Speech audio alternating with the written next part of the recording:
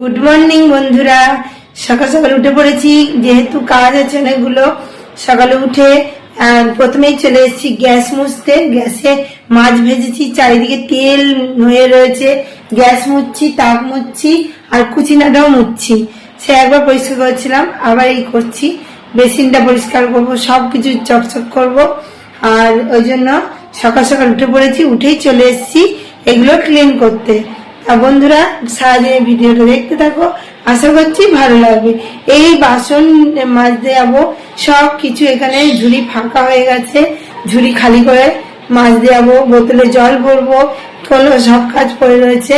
তা চলো, ওই জন্য একটু সকাল সকাল উঠলাম, বাসন কোসন মেজে বাসনগুলো ভিজিয়ে দিয়েছি। আর এখন আমি চলে এসেছি গ্যাস মুছতে, তারপরে বেসিন আর এইগুলো ক্লিন করবো। চলো তোমাদের দেখাই। ওভেন দিয়ে স্টার্ট করি। দেখো, এখানে বাটিতে সার্ফ নিয়ে এসেছিলাম প্রথমে, এনে এগুলো পুরো ক্লিন করে নিলাম। পরিষ্কার হয়ে গেছে, দেখতেই পাচ্ছ।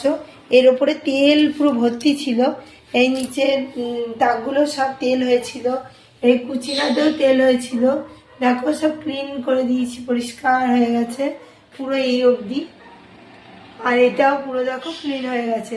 এই যে বাটিটা থাকে ওটাও নিয়ে চলে গেছি, ভিজিয়ে রেখে দিয়ে এসেছি। আর চারিদিকে দেখো পরিষ্কার হয়ে গেছে। তা চলো, সকাল সকাল উঠে এই কাজগুলো আমি সেরে নিচ্ছি। তারপরে তো রান্না বান্না আছেই। কালকে রাতে যেহেতু ভোলা মাছ করেছিলাম, আজকে একটু যা হোক তরকারি করবো, আর মাছের ঝোল দিয়েই হয়ে যাবে। তা চলো, ওই জন্য এগুলো পরিষ্কার করে নিই। বাসন, এই টাল বাসন, ঝুড়িটা তোমাদের দেখাই, তাহলেই বুঝতে পারবে। দেখো, যে ঝুড়িতে বাসন থাকে, ঝুড়ি পুরো ফাঁকা, একটাও বাসন নেই।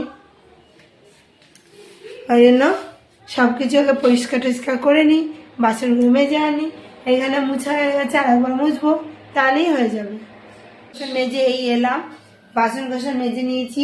এক উনানে ভাত, এক উনানে চা চাপিয়েও দিয়েছি।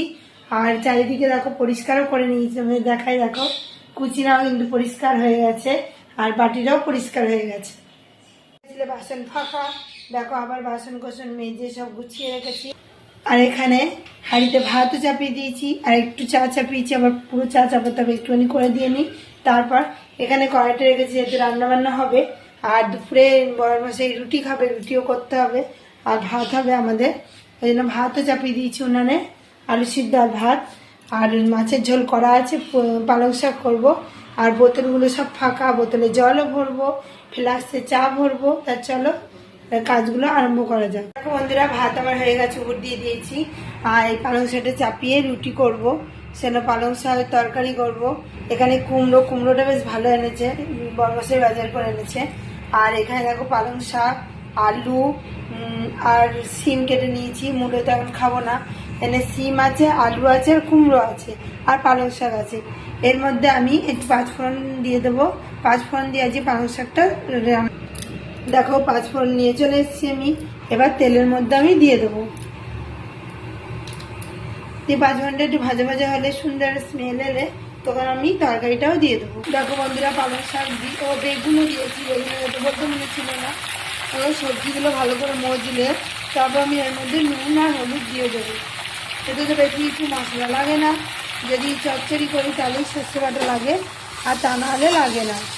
আর মাছের মাথা আছে কিন্তু দেবো না, ছেলে খায় না দেখে। ওই জন্য আমি এমনি শুধু নিরামিষ করবো তরকারিটা। একটু মজুক, ততক্ষণ দেখি আমি আটাটা মেখে ফেলবো, কারণ আবার বিকেল পড়তে যাওয়া আছে। দেখতে দেখতে সময় কিভাবে চলে যায় বুঝতেও পারি না। কেন তাড়াতাড়ি রান্নাবান্নাটা সেরে নিচ্ছি, কোন ভোরে উঠেছি, তাও সেরে উঠতে পারি না। এগুলো পরিষ্কার করলাম, গ্যাস ক্লিন করলাম, এইগুলো মুছলাম, এই কুচিনাটা পরিষ্কার করলাম। করতে করতে অনেক বেলা হয়ে গেল। বাসনও দেখলে প্রচুর বাসন ছিল, বাসনগুলো মাজলাম। এই করতে নিতেই অনেকটাই হয়ে গেছে। তাহলে এটা একটু মজুক, ততক্ষণ আমি আটাটা ঝটপট করে মেখে ফেলবো।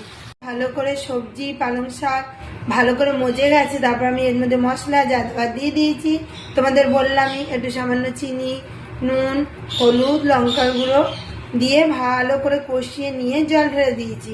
এবার কুমড়োটা, আলুটা এগুলো সিদ্ধ হবে। পালং শাকেও আমি জল ছাড়াই করি, যেহেতু কুমড়োটা একটু সিদ্ধ হওয়ার ব্যাপার আছে, ওই জন্য আমি জল দিয়ে দিলাম। এটা ফুটতে থাকুক। তখন আমি আটা মেখে নিই। এখানে আটার কৌটো আমি নিয়ে নিয়েছি। একবারে ভাবছি দুবেলার আটাটা মেখে রাখবো নাকি, এবেলা রুটি খাবে ওবেলা রুটি খাবে, মানে একবার আমি নুন নিয়ে নিয়েছি, দিয়ে এর মধ্যে একবারের আটাটা আমি দুবারের আটাটা মেখে রেখে দেবো।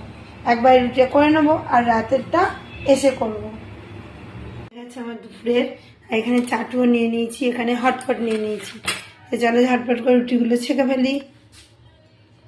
এটা একদম ছোট্ট হয়েছে, এটা আমার জন্য করেছি, একদম ছোট্ট মিনি রুটি। আর পালং শাকও হয়ে গেছে, আমার দেখানো হয়নি। দেখো পালং শাক তরকারি ঢেলেও নিয়েছি, মেয়ের খাওয়া হয়ে গেছে। আর এখানে ভোলা মাছের ঝোল এসছি, ভাত চাপিয়ে দিয়েছি, এখানে পেঁয়াজ কালি করছি আর করব সিলভার কাপ মাছের কারি। রুটি হয়ে গেছে হাতে, তা চলো দেখাই তোমাদের। এখানে হটপটে রুটি হয়ে গেছে। আর এখানে দেখো পেঁয়াজ কালি দিয়ে আলু দিয়ে ভাজা করছি, পেঁয়াজ দিয়ে আর পেঁয়াজ কালি দিয়ে ভাজা আমার হয়ে গেছে, এবার তুলে নেবো। আর এখানে সিলভার কাপ মাছ নিয়ে নিয়েছি।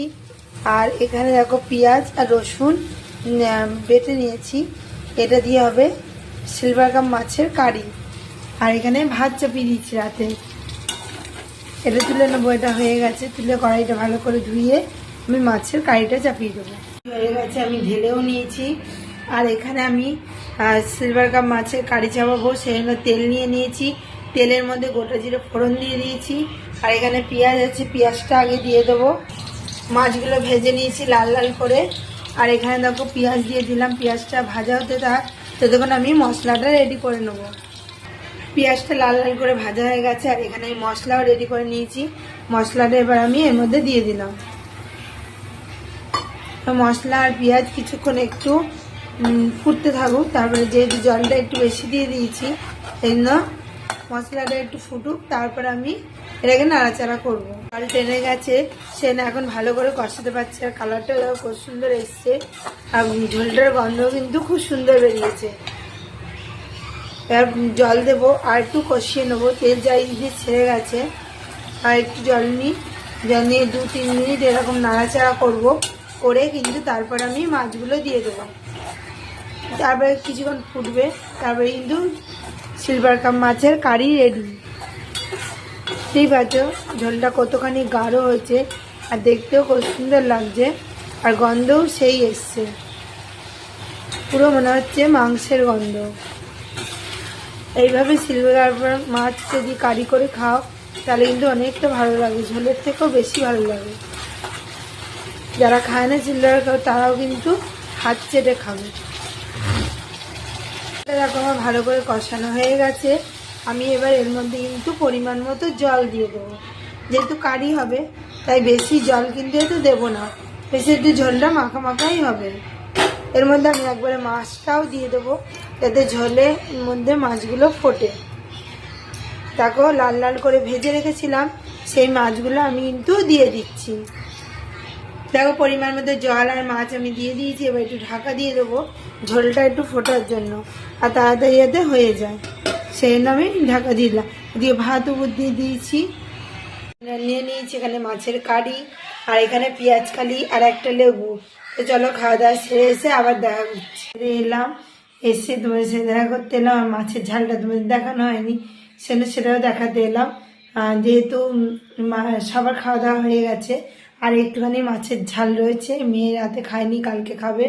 পেঁয়াজ কালি সব শেষ, একটুখানি পড়ে আছে। আর ভাত করেছিলাম, ভাতও সবাই খেয়ে নিয়েছে। মাছের ঝালটা এত ভালো হয়েছে, এরমভাবে খেয়ে দেখবে সিলভার কাপ মাছের ঝাল, খেতে অসাধারণ। তোমায় দেখাই, আর একটুখানি পড়ে আছে বন্ধুরা, আর এইটুকু পড়ে আছে। কালারটা দেখো খুব সুন্দর এসছে, অনেকটা করেছিলাম আর এইটুকু পড়ে আছে। আর পেঁয়াজ কালিও আর এইটুকু আছে। আজকের মতো ভিডিও আমি এখানেই রাখছি।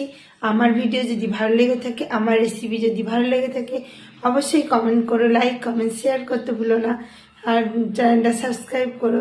তা আজকের মতো রাখছি, কাল আবার নতুন ভিডিও নিয়ে খুব শীঘ্রই আসি। সুস্থ থেকো, ভালো থেকো, সবাইকে ভালো রাখো, বাই।